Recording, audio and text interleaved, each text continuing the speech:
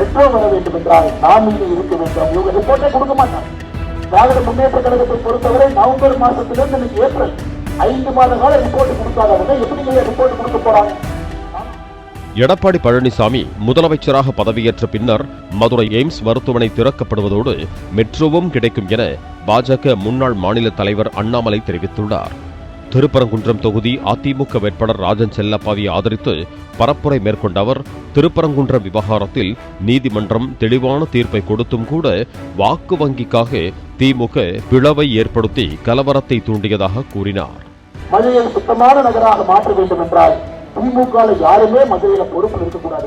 திமுக யாரும் பொறுப்பு இருக்கக்கூடாது, மேயரும் இருக்கக்கூடாது, எம்எல்ஏ இருக்கக்கூடாது, யாரும் இருக்கக்கூடாது. அப்பொழுதுதான் சுத்தமான நகரமாக மாறும். அதே போல இரண்டாவதாக மெட்ரோ வர வேண்டும் என்றால் நாம் இங்கே இருக்க வேண்டும். இவங்க ரிப்போர்ட்டே கொடுக்க மாட்டாங்க. திராவிட முன்னேற்ற கழகத்தை பொறுத்தவரை நவம்பர் மாசத்திலிருந்து இன்னைக்கு ஏப்ரல் 5 மாத கால ரிப்போர்ட் கொடுக்காதவங்க எப்படி ரிப்போர்ட் கொடுக்க போறாங்க? நாம் ஆட்சிக்கு வந்தவுடன் செய்யக்கூடிய முதல் வேலை மறுபடியும் ஒரு டிபிஆர் சரியான முறையில் தயாரித்து மதுரையினுடைய மக்கள் தொகை 20 லட்சம் பேருக்கு மேல் இருக்கிறத சுட்டிக்காட்டி சரியான முறையில் மத்திய அரசிடம் பேசி அந்த மெட்ரோவை வாங்கி கொண்டு வருகின்ற பொறுப்பு எங்கள் எல்லோருடைய பொறுப்பு அருமை சொந்த